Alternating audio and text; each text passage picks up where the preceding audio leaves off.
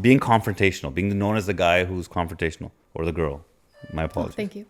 Good or bad thing? I feel like there's room for every kind of personality trait within moderation. If you're constantly being really, really tough to like communicate with, or defensive for whatever reason, that will play a huge toll on the rest of the team having to work with you. Yeah.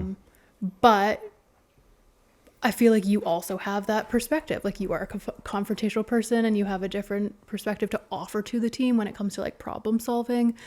I can't think of a specific example right now. I just want to like try to put a positive spin on it. Like, people go out of their way to just like give compliments, and often it's fake, right? Sometimes I do it myself. Well, not sometimes, a lot of the times I do myself, right? Just because we feel like we want to be nice and like get along. And it's so much easier to just say something amazing with them, right? Than to be critical. But is it really? I think so. Oh my God, I'm an awful person. But I'm the issue. There's an appropriate spot for that, in that, you know, they always say when you're going to be critical of somebody, start with their strengths and then talk to them about their weaknesses and where they can improve. The right? compliment sandwich. And I mean, being confrontational at work is something. There's assertive and then there's confrontational. Confrontational at work is frankly unprofessional. When you're picking fights with people, it is corrosive to the team environment. It will shorten your professional lifespan in your job.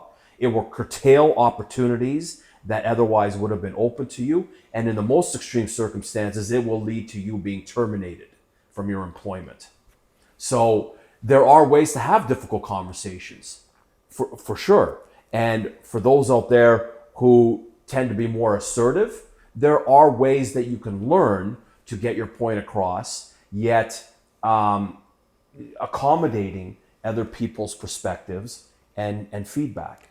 You know, this is funny. So you said a really good point. Being confrontational, I would say, is a negative thing. Okay, being confrontational, meaning I'm just going to say that's a poor communicator. Confronting problems is a great thing. Yes. A person who lets problems fester, a person who just doesn't know how to directly tackle problems, they just slow the professional growth of. They're doing an injustice not only to the person, but even to themselves and to the company. So you want to do justice to the company and yourself, you have to confront the problems, even if that's a hard conversation. Right. The weird thing is a lot of ultra successful people. And when I say ultra successful, I'm just meaning like top 20% earners in society that I know.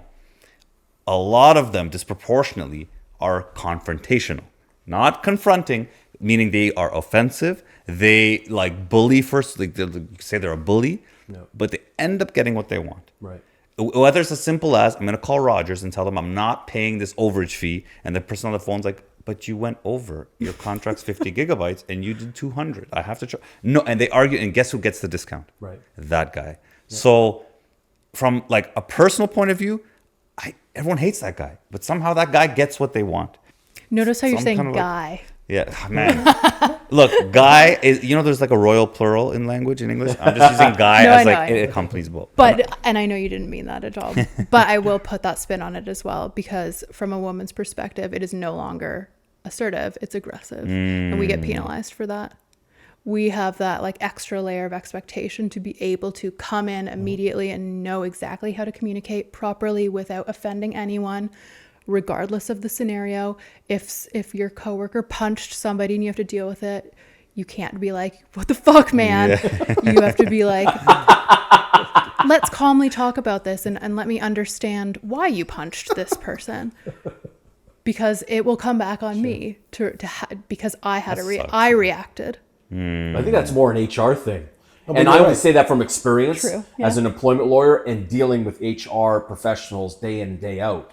The approach that you're talking about is imperative for an HR professional, whether you're a man or a woman, right? But that, I take your point, that is a very specific type of example. But, talking about sales, right? A guy that is aggressive in the boardroom, right? Whereas a woman shows that kind of aggression, right? she's a bitch, or Yeah. she's this, or she's that, right? Totally inappropriate. Gender stereotyping, but Right. that is the reality. That's the reality we're still living in.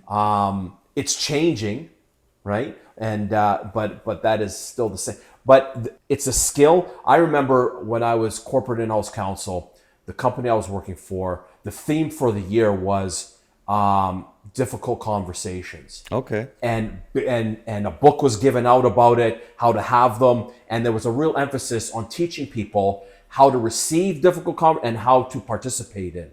And confrontational, for people who are working out there that are confrontational, you may think it will get you what you want in professionally, but in the long run, it will hurt you more than help you. It may help you short term, it will not help you long term.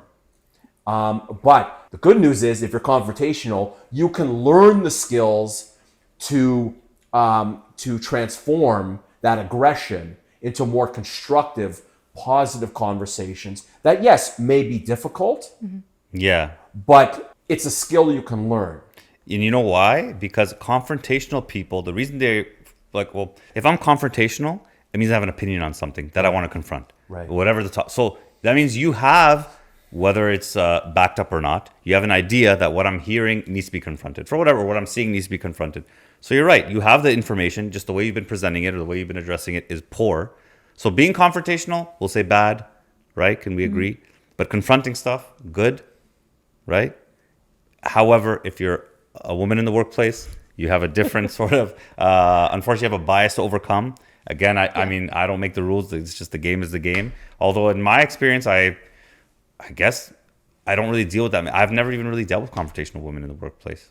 Have any of you guys? So I want to look at it from a different point of view. Yeah.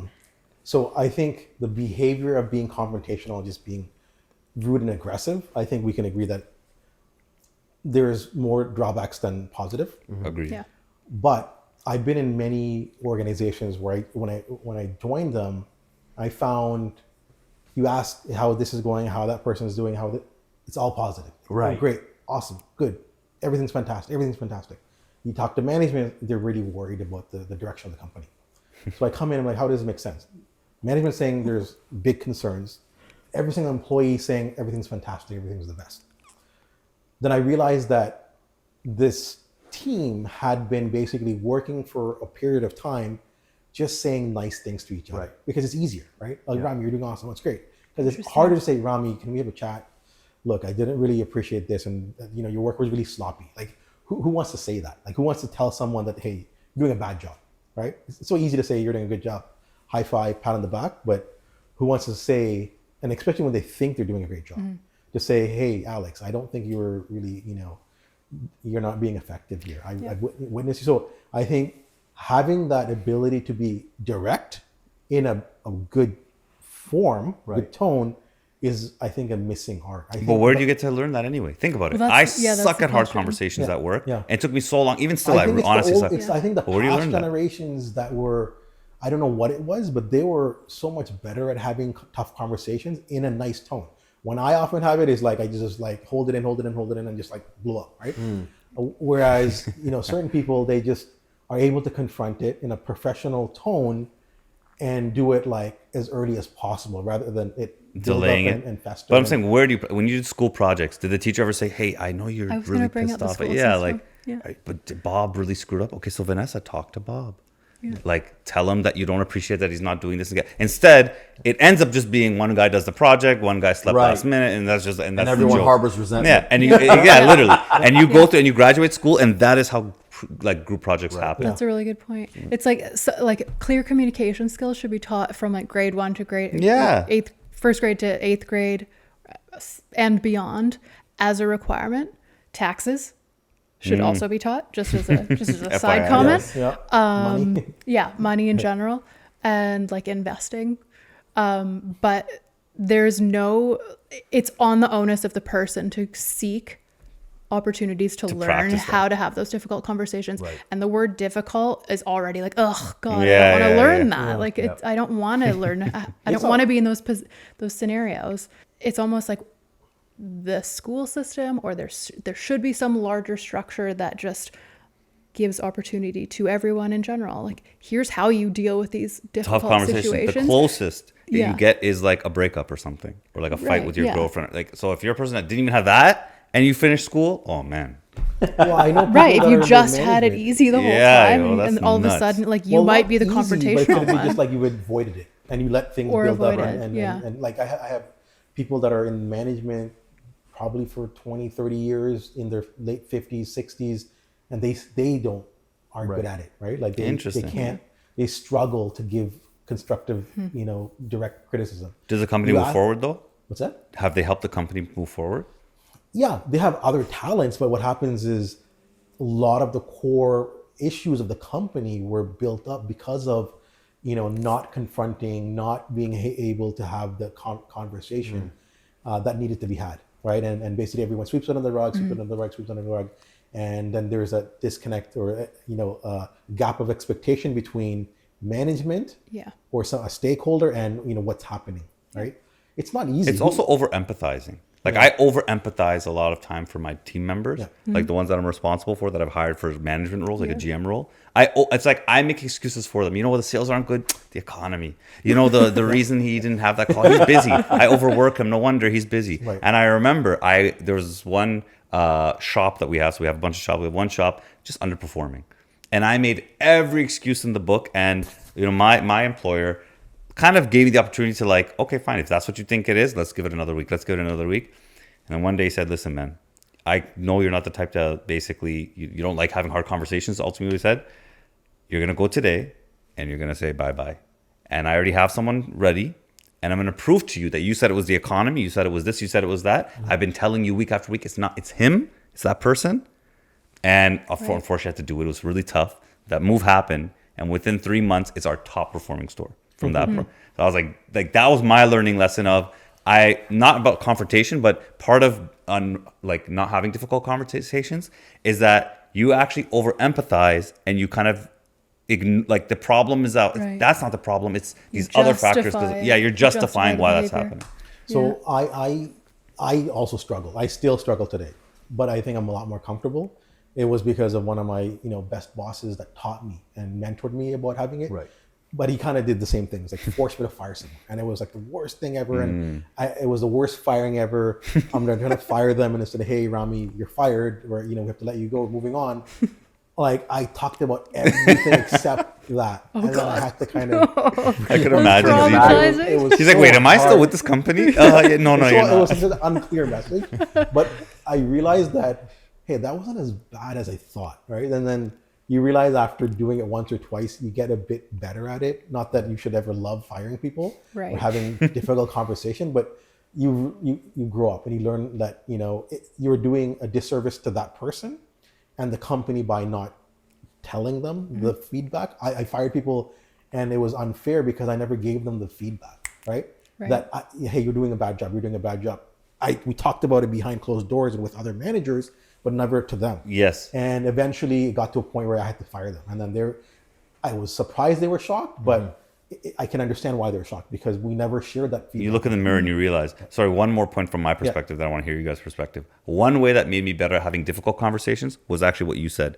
What I started doing was I'm like, you know why I hate this conversation? Because it is going to appear like a surprise. It's going to be like, what the hell are you talking about? Didn't we just have a pizza party yesterday? It's going to be like that. Yeah. So what I started doing is, okay, I've hired you for this role. So like from day one on onboarding, these are the metrics I'm looking for. This is the responsibilities I'm looking for.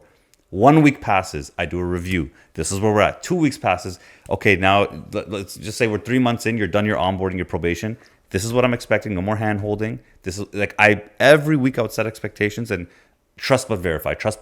Yeah. And so it would never be a surprise because before I gotta let you go, there would have 3, 4, 5 of, dude, you're not hitting target. Like what's going on here? Yeah. So you can prevent yourself from feeling like it's a difficult conversation by actually having that conversation spread out into multiple iterations week by week until it's like, clearly this relationship's not working, I'll give you a referral somewhere else, but it's not working here. Yeah. Having that conversation is not easy. One way my manager convinced me is so it's obvious to, having that conversation benefits the company, right? Because you're letting go of someone, we're giving them feedback. But they also taught me that you're benefiting them. I'm like, how does that benefit them? You're firing them. They have 3 kids or whatever, right? Yeah. Well, it's like, well, they know that you're disappointing them every day. They come to work they detest coming to work. They're coming in every day and they just feel embarrassed. They just feel awkward and just like, they just detest that time, right? Now, firing them is going to hurt for a week or a month, right? It's going to be difficult, and we'll support them. We'll give them a few paychecks. We'll figure it out. But eventually they're going to find another job. And hopefully that job is better suited for their skills, right? And now all of a sudden in 1 month, they're going to a job that they kind of like, rather than coming to a job that they are stuck at and they feel they have no other choice but to stay just because they want that paycheck, right? So after I understood that point, I'm like, hey, you know what? There are other ways to handle the conversation, or that more need to have it. Yeah, I mean, I can speak to that directly because I was laid off during COVID, as were so many people. Yeah. The weird extra layer was that my direct boss and the person that I worked with consistently, daily for 2 years was not the person to lay me off, although she was the person to hire me. Oh, so weird. Yeah. And so that was really annoying. But immediately after that happened, I was like, okay, I'm going to take full advantage of this. It was a stressful role. I'm going to go back to school. I'm going to go learn a couple things. Okay, I didn't go back yeah, to school, but I took some training. I got certified as project manager. Nice. I explored being a contract project manager, which I am still to this day. I have a better opportunity now. I've worked my way up. So yeah, super annoying in the heat of the conversation because it was surprising because it was not my direct boss. And that's probably another topic as well. But I benefited almost immediately afterwards. I was like, you know what, it's Friday. I'm going to call it quits for the day. I don't really want to work for the rest of the day. Took the weekend to think about it. Immediately went out there and started problem solving. And so actually criticism. So obviously when that happened, you were critiqued. How did you handle that criticism? Or was it not even, you didn't have a chance? Critiqued. I wasn't. It was like, you're great. We don't have the funds. That's the easiest kind of conversation. That's not even a difficult conversation from their perspective. But I'm saying from an employee's perspective, from a receiver's end, and that difficult, because it is difficult for the receiver as well. And I have fired people, and it's I don't want to say it's more difficult because I've also been fired, right? It's challenging regardless of the regardless of the seat you're in. Yep. And I think that what's helped me is trying to see multiple perspectives. So yeah, no one wants to have that conversation. I know that it's just as tough on the other side. You're over empathizing because you've played both roles. How have you guys been in handling criticism throughout your career? See? I empathize. A lot of people, it's tough because I think everyone's first reaction is defensive. 100%. And they blame the other person and they feel unappreciated. I usually get through that in 20 minutes, maybe an hour, maybe at worst the next day, maybe a bit longer, but usually try to overcome it pretty fast. If the person's playing politics and there's some other bigger, conspiracy, which rarely happens, maybe, but most times you're not doing it out of joy, right? Yeah. So I'm able to kind of get past the messenger and just look at the message, and often it's right. Yeah. You know what I mean? It's often right. Yeah. I disagree, but when you really take time to reflect and try to understand, then you start understanding. Okay, I see where they're coming from. An excellent point, and it's probably a skill that has to be learned through a little bit of repeated exposure, is to take the messenger out of the equation and just discipline yourself to focus on what's being said. And when you take it away and you have some time to sit with yourself in a quiet moment and be totally honest with yourself and determine the credibility of the criticism. And in all fairness, some of it may not be correct, and you cast that aside. For the stuff that is, you take that, you learn from it, and you build a better you. Right. It can almost become more formulaic in that sense. Right. Because once you remove I hate that I'm saying this, once you remove the person from the thing that you're telling them, which is the opposite of what you're supposed to do in communications, but I'm just thinking in terms of having to let somebody go in this example. You have like a template, arguably, that you can do, and that's what you can default back to. Right. And it helps even more is when you understand the company's vision and purpose and goals and values. And if that person doesn't align directly with where you want this company to go or where, you know, the leadership team wants the company to go, it does make it that much easier.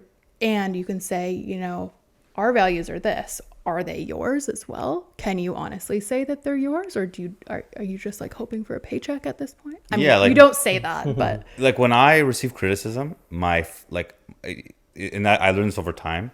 Honestly, I get pissed. My natural reaction is so freaking defensive. Right. And I don't know. It took me so long to be like, Rami, you idiot! Like you are being too defensive. Just don't respond. You say, yeah, sleep on it. just listen. Listen. Yeah. And sometimes I would say 7 out of 10 times they're actually right. Yeah. After it wears off and I look, I'm like, damn, I got to figure this out. Right. But there have been times they've been wrong. Yeah. Okay. There was a time I remember I received criticism. I was in my natural defensive state.